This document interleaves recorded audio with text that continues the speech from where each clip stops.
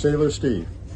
This is part of the Grand Africa cruise that I'm on for, in this case, 71 days. And we're off the coast of Africa.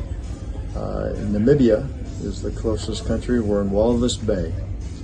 And I have the pleasure of introducing my audience to Salim Kaji. Salim is an entertainer on the ship, and last night made a tremendous impression on the audience in two shows, 7 and 9, and so I'm delighted to introduce you to Salim. And Salim, tell me about yourself. Tell me where you're from and how you got into the business. And well, I'm from Cape Town, South Africa, and it's always been a dream and a vision to sing and to perform.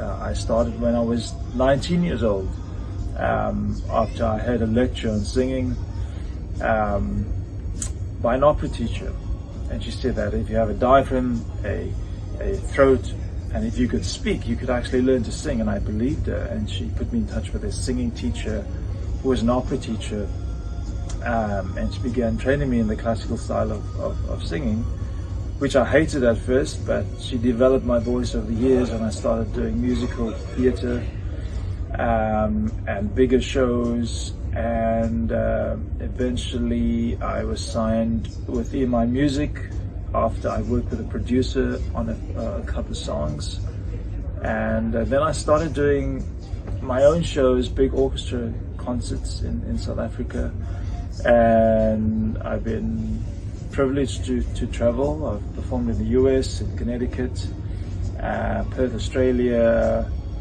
but mainly in South Africa, and now I'm doing some cruise ship performances. this is the second cruise ship you've been on? Yeah, second. Oceania was the other one? Correct, that was just before the pandemic, 3 years ago, and I'm back now for some more performances. I'm doing another cruise next month, end of December as well. With Oceania? Correct, with Oceania.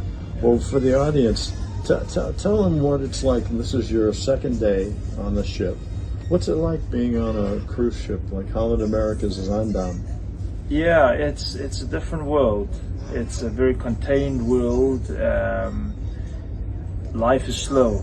Life is very slow on a ship, and for me, it makes me more reflective. My house, as you know, is a busy household with 3 kids.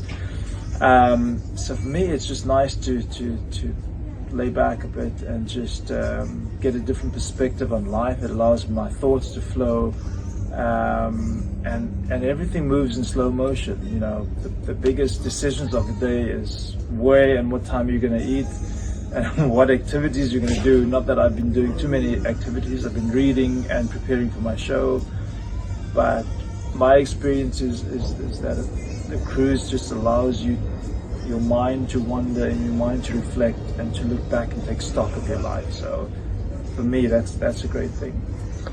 I tell people oftentimes when I'm asked, gee, how many this is my 50th cruise, and people say, oh my God, and what do you do on a cruise ship, this and that? And I said, well, I was blessed with travel most of my life, but when I retired, I realized that this is what I wanted to focus on doing, because it's a great way to travel. If you retire and don't have a hobby or don't have a specific plan, it's great to go on a cruise around the world, because every day, as you just correctly stated, it gives you time to reflect, and it gives you time to think about what's important in your life. And the options of entertainment, the options of activities on the ship are, depending on, again, the line and the ship that you're on, are limitless in some respects. And so it's a great way to enjoy travel. And your hotel, if you want to consider it a hotel, is going to move every night. So the experiences continue to change and are pretty wonderful.